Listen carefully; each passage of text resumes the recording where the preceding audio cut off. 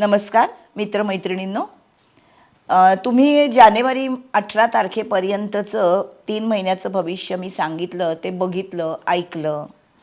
तुम्हाला सगळ्यांना ते पटलं, मला मेलवरून कळलं आणि अनेक लोकांचे चांगले कॉमेंट्स, अभिप्राय खूप चांगले आले. आता आपण पुढच्या 3 महिन्यांच्या भविष्याकडे जायचं आहे. 18 जानेवारी ते 18 एप्रिल प्रत्येक राशी लग्नासाठी भविष्य काय असेल याचा अर्थ जे सगळे ग्रह भ्रमण करतायत हे तुमच्या प्रत्येकाच्या राशीसाठी काय काय सांगतील. प्रत्येकाला भविष्याचा वेध घ्यायला आवडतोच. आपण सुरुवात करूया मेष राशीपासून. म्हणजे मेष रास ज्यांची आहेत, मेष राशीत चंद्र ज्यांचा आहे किंवा मेष लग्न ज्यांचं आहे त्या लग्नापासून. तर मेष रास आपण एक 2-3 वाक्यात बघूया की मेष रास काय असते, कारण त्याच्याशिवाय तुम्हाला आपल्या भविष्यामध्ये काय बघताना गृहीत काय धरायचं हे कळेल. मेष रासमध्ये असं आहे की ही मंगळाची रास आहे, ही पहिली रास आहे राशीचक्रातली. आणि ही माणसं मंगळप्रधान असतात, त्यामुळे थोडीशी रागीट असतात, पण अतिशय साधी आणि मनात न ठेवणारी आणि उत्साही लहान मुलासारखी असतात. अतिशय रेडिमेटेड असतात, त्यांना ती अतिशय घाईनी करणारी आहेत काम. वेगाची रास आहे, शक्तीची रास आहे, एकूणच पॉझिटिव्हच रास आहे तमोगुणी असली तरी. या मेष राशीसाठी मेष रास म्हणजे चंद्र मेष राशीत असलेले लोक. तर जानेवारी, फेब्रुवारी, मार्च आणि एप्रिल या 4 महिन्यांमध्ये यांना चंद्राची साथ कधी कधी मिळेल, म्हणजे त्यांच्या मनाला त्या त्या महिन्यामध्ये जास्त चांगलं कधी वाटेल.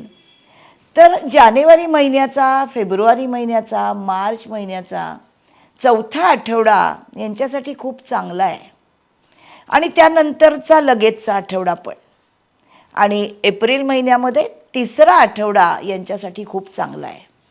आता चंद्र चांगला आहे म्हणजे काय, तर त्या राशींना या दिवसांमध्ये खूप उत्साही असतील, पॉझिटिव्ह असतील, मनाला आनंद देणाऱ्या गोष्टी घडतील, कारण मन हा आनंदाचा कारक आहे. चंद्र हा आनंदाचा कारक आहे. मन आनंदी राहील या दिवसांमध्ये. जानेवारी, फेब्रुवारी, मार्चचा 4था आठवडा, 5वा आठवडा म्हणजे त्याच्या पुढचा आठवडा, पुढच्या महिन्याचा पहिला, आणि एप्रिल महिन्याचा 3रा आठवडा आणि 4था आठवडा. हे झालं त्यांच्या चंद्राबद्दल. आता सगळ्या ग्रहांच्या बद्दल बोलायचं तर आपण सगळ्यात पहिलं चंद्र प्रत्येकासाठी आधी बघूया की स्त्रियांना चंद्रावरून जाणारा चंद्र, पहिला चंद्र, त्याच्यामुळे त्या खूप उत्साही असतील. तशी ही मेष राशी उत्साहाची रास आहे, पॉझिटिव्ह रास आहे आणि कृतीपूर्ण रास आहे. त्यामुळे प्रत्येक बाई आपल्या घरामध्ये जे काही करणार आहे, स्वयंपाक करणार आहे, अभ्यास घेणार आहे मुलांचा, ऑफिसमध्ये काम करणार आहे, काही अतिशय उत्साहाने आणि खूप पॉझिटिव्हली होईल. त्याशिवाय नोकरदार व्यक्ती जे आहेत यांना इथे लीडरशिपनी काम करायची संधी मिळणार आहे, कारण चंद्र त्यांना फॉर आहे. बिझनेसमन जे आहेत मेष राशीचे, त्यांना घाईनी कृती करायची सवय असते, पण ती घाई फारसा त्रास देणारी नाही, कारण चंद्र पहिला आहे. वृद्ध लोकांना काय होईल, तर वृद्ध लोकांच्यामध्ये नवीन उत्साह आल्यासारखं वाटेल, कारण मंगळ हा उत्साहाचा कारक आहे. आरोग्य कसं राहील, तर चंद्र जेव्हा पहिला आहे तेव्हा मानसिक आरोग्य माणसाचं चांगलं राहतं, मन नेहमी पॉझिटिव्ह राहतं. याशिवाय आता ह्या मेष राशीला जानेवारी महिन्यामध्ये मंगळ आणि बुध आणि रवी हे 3ही ग्रह चांगल्या पॉझिटिव्ह स्थानांमधून त्यांच्या कुंडलीतल्या भ्रमण करणार आहेत. अर्थात मंगळ जेव्हा चांगला असतो तेव्हा आपण पाहिलं, जसं चंद्र मंगळाच्या राशीत, मित्राच्या राशीत असल्यामुळे कृतीपूर्ण, तसा मंगळ जर चांगला आला तर माणसाच्या कृती खूप पॉझिटिव्ह होतात. बायकांनी त्यांच्या हाताने त्या ज्या काही कृती करतील त्या सगळ्या त्यांच्यासाठी फायद्याच्या होतील. जानेवारी महिन्यामध्ये मंगळ असणार आहे त्यांना 10वा, त्यामुळे कर्मस्थानामध्ये येणारा मंगळ अर्थातच पॉझिटिव्ह विचार आणतो, पॉझिटिव्हिटी देतो. म्हणून नोकरदारांना मंगळ हा लीडरशिपचा कारक आहे, त्यामुळे त्यांना लिडरशिपनी काम करण्याची संधी मिळेल. बिझनेसमध्ये हा मंगळ दशमातनं जाणार आहे, 10वा असणार आहे, त्याच्यामुळे फिरून काम करण्याची संधी हा मंगळ देणार आहे. कारण हा मकर राशीतला असल्यामुळे चर राशीमध्ये माणूस फिरून खूप गोष्टी आत्मसात करेल. वृद्ध माणसांना त्यांना पण थोडंफार फिरायला मिळेल किंवा पॉझिटिव्ह गोष्टी घडण्यासाठी जी काही त्यांना आवश्यक आहे ती एनर्जी हा मंगळ देईल. आरोग्य चांगलं राहील 10वा मंगळ असल्यामुळे. 10वा रवी असल्यामुळेही आरोग्य चांगलं राहील. आणि मुळात इथे बुध पण 10वा येतोय. हा 10वा बुध बुद्धिमत्तेने कामं करण्याची संधी देतो. त्यामुळे बुद्धीची कामं तुम्ही चांगल्या प्रकारे हाताळू शकाल. एकूणच मेष राशीला जानेवारी महिन्यात रवी मंगळ बुध तिघांची साथ मिळणार आहे. आता जो शुक्र हा ग्रह आहे हा जानेवारी महिन्यामध्ये हा तितकासा तुम्हाला शुभ फळ देणारा नाही आहे.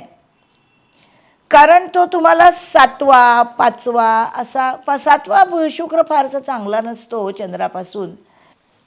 आपल्या प्रत्येकाच्या कुंडलीमध्ये आपण केतू बघतो तर आत्ताचा जो केतू आहे हा सिंह राशीमधून चाललेला आहे. मग हा केतू तुम्हाला कसा आहे? कारण प्रत्येक ग्रह प्रत्येक राशीच्या माणसावर परिणाम करतोच आहे. मग हा मेष राशीला 5वा असलेला केतू हा 5वा काही चांगला नाही आहे. हा चंद्रापासून 3रा 6वा 10वा 11वा चांगला असतो. मग 5वा कुठे चांगला नाही? कशासाठी चांगला नाही? तर हा जेव्हा 5वा आहे तेव्हा समोर त्याच्या राहू आहे, जो राहू 11वा आहे. राहू प्रत्यक्षात 11वा म्हणजे चांगला आहे. हा राहू पंचमाकडे बघतोय, 5व्या स्थानाकडे बघतोय, केतूकडे राहू बघत नाही. त्यामुळे राहूचे परिणाम चांगले आहेत, पण पंचमामध्ये केतू आल्यामुळे ताबडतोबचे परिणाम केतू देतो. केतू हा मंगळासारखं काम करतो. त्यामुळे कदाचित शिक्षणासंबंधी किंवा इन्व्हेस्टमेंट संबंधी, एक तर पंचमाकडे राहू बघणार आहे तेव्हा इन्व्हेस्टमेंट करायच्या नाही आहेत, हे परिणाम चुकू शकतात, हे केतूही दाखवतो आहे. त्यानंतरचा जो आपण सप्तमामधून जाणारे ग्रह बघणार आहे तर ॲक्च्युली सप्तमातनं कुठला ग्रह नाही आहे, पण हा राहू सप्तमाकडे बघतोय. आणि त्याचबरोबर गुरु तृतीयामध्ये आहे. संपूर्ण वर्षभर गुरु आणि राहू हे तृतीय आणि लाभामधूनच असणार आहेत. या दोघांचीही दृष्टी सप्तमावर आहे मेष राशीच्या लोकांना, मेष लग्नाच्या लोकांच्या पण. त्याच्यामुळे हा गुरु सप्तमाकडे बघणार आहे. मेष लग्नाच्या कुंडलीत हा लग्न ठरवण्याचे योग आणणार आहे. राहू सप्तमाकडे बघणार आहे, हा प्रसिद्धी देणार आहे. कारण राहू 11वा चांगला आहे, गुरु 3रा चांगला नसला तरी गुरु हा सप्तमाचा कारक आहे आणि त्यामुळे तो लग्न ठरवण्याचे योग आणणार आहे मेष राशीच्या लोकांना. हा तिथून 5व्या दृष्टीने सप्तमावर, तसा 7व्या दृष्टीने हा भाग्यावर बघतो. त्यामुळे हा लांबच्या प्रवासाचे पण योग आणतो. आणि या भाग्यस्थानामध्ये म्हणजे धनुराशीमध्ये आत्ता कुठलाच ग्रह भ्रमण करत नाही आहे, पण धनुराशीचा स्वामी जो गुरु आहे त्या गुरुची दृष्टी धनुराशीवर पडते आहे. त्यामुळे धार्मिक गोष्टींमध्ये इंटरेस्ट वाढेल तुमचा. आणि आपण मकरेमधला तर रवी मंगळ बुध यांचं चांगलं फळ पाहिलेलंच आहे. राहूच्या बरोबरीने बुध पण 11वा येणार आहे जानेवारी महिन्यामध्ये आणि रवी पण 11वा येणार आहे. कारण रवी कुंभेत असतो 15 जानेवारी ते 15 फेब्रुवारी नंतर. 15 फेब्रुवारीमध्ये रवी कुंभेत येतो आणि बुध तिथे असणार आहे काही काळ रवीच्या बरोबर. त्याच्यामुळे हा बुद्धिमान मित्रांच्या बरोबर चांगलं सामंजस्याचं नातं दाखवणार आहे. स्त्रियांच्यासाठी हा 11वा येणारा बुध हा मित्रमैत्रिणींच्याकडून लाभ देणार आहे. खूप बुद्धिमान मित्रमैत्रिणी तुमच्या असणार आहेत आणि त्यांच्याशी तुमचं खूप चांगलं जमणार आहे. लांब कुठे फेरफटके मारायला जाल. भाग्याकडे बघणारा गुरु जसं लांब नेणार आहे तसा हा गुरु 5व्या दृष्टीने लाभाकडेही बघतोय. त्याच्यामुळे छोट्या प्रवासातून पण तुम्हाला काही ना काही लाभ होतील. एकूण गुरु आणि राहू तुमच्या राशीसाठी खूप चांगलं फळ घेऊन आलेले आहेत. जेव्हा मंगळाच्या बद्दल आपण बघतो तेव्हा कामातलं यश हा देणार आहे. तर मंगळाची ही रास आहे आणि या राशीमध्ये 3 नक्षत्र आहेत, अश्विनी भरणी आणि कृत्तिका. अश्विनी नक्षत्राच्या माणसांना मंगळाच्या राशीमध्ये हे अतिशय एन्थुझियास्टिक असतात, लहान मुलासारखे उत्साही असतात.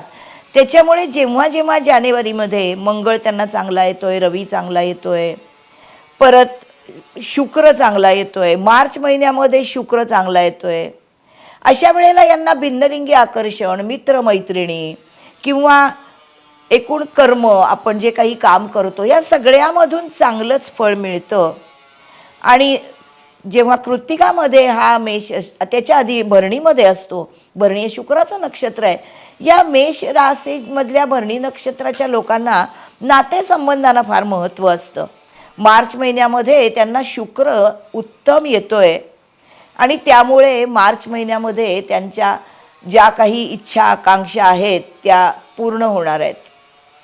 आणि जानेवारीमध्ये बुध त्यांना चांगली साथ देणार आहे, तसं मार्चमध्ये शुक्र साथ देणार आहे. आणि एकूणच फेब्रुवारीमध्ये पण शुक्राची त्यांना चांगली साथ, पैसे चांगले मिळतील. मेषराज भरणी नक्षत्राला शुक्राची साथ मिळणं हे चांगलं गोष्ट असते. कृत्तिका नक्षत्र ज्यांचं आहे ते रवीचं नक्षत्र आहे, त्यामुळे रवीची साथ जेव्हा मिळते तेव्हा हा रवी जास्त चांगलं सरकारी कामामध्ये, स्वतःच्या कर्मामध्ये, जिथे तो स्वतःचं कंट्रोल ठेवू शकतो असा हा रवी फळ देतो. एकूण मेष राशीला जानेवारी, फेब्रुवारी, मार्च या महिन्यामध्ये बुध, शुक्र, रवी, मंगळ यांची साथ मिळणार आहे. शनीची तेवढी साथ नाही आहे, कारण संपूर्ण वर्षभर शनी त्यांना 12वा आहे. पण शनीची एक गोष्ट माहिती आहे का तुम्हाला? शनी आहे मीनेमध्ये, मीन रास आहे गुरुची. गुरु हा शनीचा शत्रू नाही आहे. उलट मीन राशीमध्ये शनीचं जे पर्स्पेक्टिव्ह आध्यात्मिकतेचं आहे, आणि मीन रास ही स्पिरिच्युअलिटीची रास आहे, त्या राशीमध्ये आलेला शनी हा कर्मामध्ये फार कर्मठपणा दाखवणार नाही आहे. ज्यांना हा शनी 12वा आलेला आहे त्यांना लेट गो कसं करायचं आयुष्यात याचे धडे हा शनी देणार आहे. कुठल्या वयात त्याला महत्त्व नाही.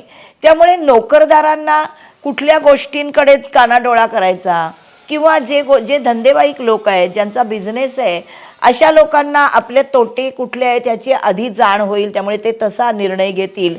कारण शनी हा निर्णयासाठी तुम्हाला कर्म करायला लावतो आणि ते कर्म कसं करायचं याची तुम्हाला जाण देतो. शनी हा अतिशय श्रूढ ग्रह आहे. तुमच्या राशीचा तो स्वामी मंगळ राशीचा स्वामी आहे तो शनी, त्याचा कट्टर शत्रू आहे, हे बरोबर आहे. पण हा शनी तुमच्या राशीला, हा लग्न जर मेष असेल तर हा लाभेश आणि व्ययेश, लाभेश आणि दशमेश आहे आणि तो व्ययात आलेला आहे. त्यामुळे बिझनेसमधून खूप चांगली अपेक्षा ठेवू नका, अपेक्षा भंग होणार नाही. तुम्हाला शनी कसं वागायचं याचे धडे देतो. शनी माणसाला शहाणं करतो. गुरुची साथ बऱ्यापैकी मिळतीये, तृतीयात असला तरी तो भाग्याकडे बघतोय, स्वतःच्या राशीकडे, म्हणून मिळतीये. मंगळ, शुक्र, बुध, रवी चांगली साथ देत आहेत. मग शनीची फारशी साथ नसेल तर शनी काय करतो? शनी शहाणं बनवतो. तुम्हाला शहाणं करेल म्हणजे वाईट नाही, नाही का? यानंतर पुढच्या राशीकडे जाऊया. बघा कसा वाटतोय मेष राशीच्या लोकांना आत्ताचा एपिसोड. पुढच्या राशीकडे जाया, तोपर्यंत बाय बाय.